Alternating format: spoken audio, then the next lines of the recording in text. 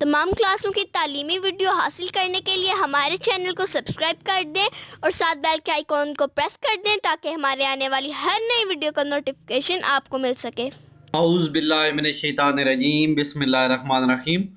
ہمارے سامنے model paper ہے 2014 والا اور سیوکس سیکنڈ ایئر ہے ہمارے سامنے، انٹر پارٹ 2 2014 والا۔ تو اس کا ہم نے انشائی ایسا کرنا ہے۔ سب سے پہلے ہم نے کرنے ہیں 8 سوال ہوتے ہیں، ان میں سے 12 سوال ہوتے ہیں، ان میں سے 8 کرنے ہوتا ہے۔ سر سید احمد خان کی 4 تصانیف کے نام لکھیں۔ سر سید احمد خان کی 4 تصانیف: اثار السنادید ہے، آئین اکبری ہے، خطبات احمدیہ ہے اور تبین الکلام ہے۔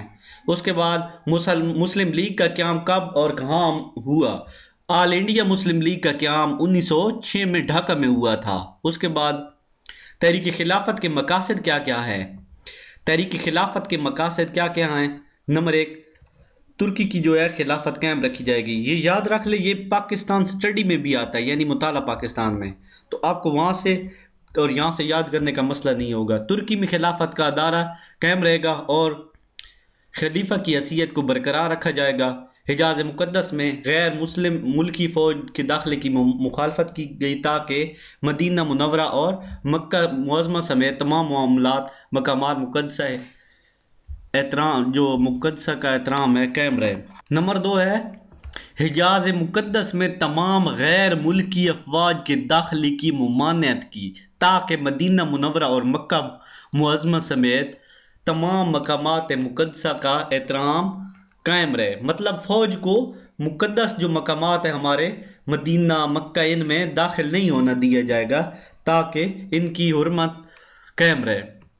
ترکی سے اس کے علاقے نہ چھینے جائیں، ترکی جغرافیائی حدود میں کوئی رد و بدل نہ کیے جائے اور جنگ عظیم اول سے پہلے والی پوزیشن قائم کر دی جائے۔ مطلب تب یہ جو مکہ مدینہ ہے سعودیہ، یہ سارا ترکی کے اندر شامل تھا، تو یہاں پہ یہ بات کی گئی کہ یہ ان میں تبدیلی نہ کی جائے گی۔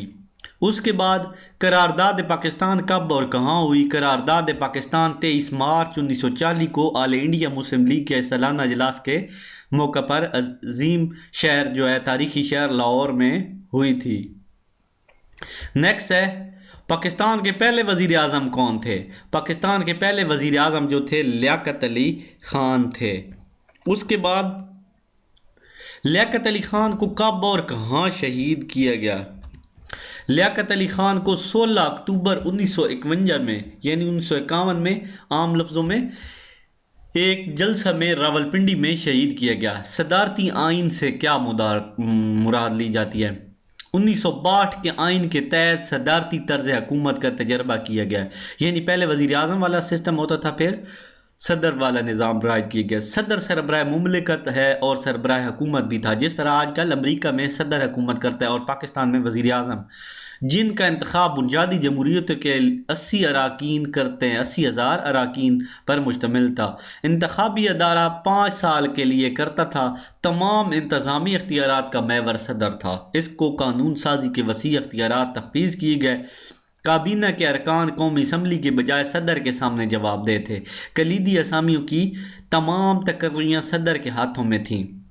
نیکسٹ ہے پاکستان کی قومی زبان کون سی ہے؟ پاکستان کی قومی زبان اردو ہے۔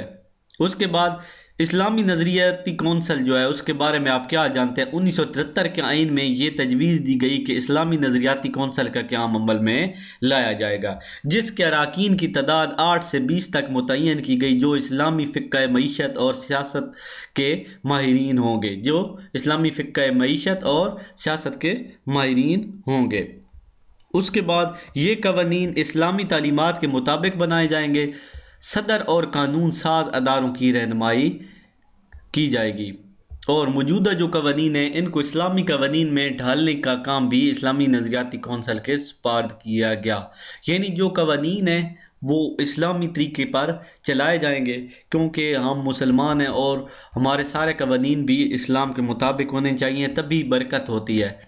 رائے دہندگان کے لیے کون سی شرائط ہے؟ رائے دہندگان وہ ہوتے ہیں جو ووٹ دینے کے اہل ہوتے ہیں، لائق ہوتے ہیں، یہ بندہ ووٹ دے سکتا ہے۔ رائے دہندگان کی شرائط: رائے دہندگان پاکستان کا شہری ہونا چاہیے۔ نمبر 2، اس کی عمر جو ہے 18 سال پکی ہونی چاہیے۔ اس کا نام انتخابی فہرست میں بھی درج ہونا چاہیے۔ اسے کسی مجاز عدالت نے دماغی طور پر مفلوج نہ قرار دیا گیا، مطلب کہ کوئی عدالت نے یہ فیصلہ نہ دیا کہ یہ بندہ پاگل ہے۔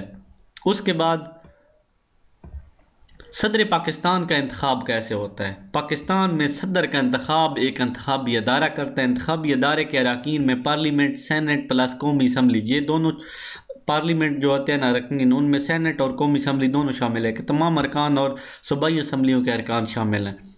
1985 کی 8ویں ترمیم سے قبل صدر کا چناؤ صرف پارلیمنٹ کے دونوں ایوان کرتے تھے، لیکن اب یہ چناؤ مذکورہ انتخابی ادارہ کرتا ہے۔ اس کے بعد کوسچن نمبر 12 آ گیا ہے۔ 1911 میں ہونے والی الہ آباد کانفرنس میں مسلمانوں اور ہندوؤں کی نمائندگی کس نے کی؟ 1911 میں ہونے والی الہ آباد کانفرنس میں مسلمانوں کی نمائندگی آغا خان، قائد اعظم مولانا محمد علی جوہر، وقار الملک اور حکیم اجمل خان نے کی، جبکہ کھوکھلے سریندر ناتھ بینرجی، ایس پی سنہا اور موتی لال نہرو انڈیا کے نے ہندوؤں کی نمائندگی کی تھی۔ امید ہے آپ کو میری ویڈیو اچھی لگے گی۔ چینل کو ضرور سبسکرائب کرنا ہے۔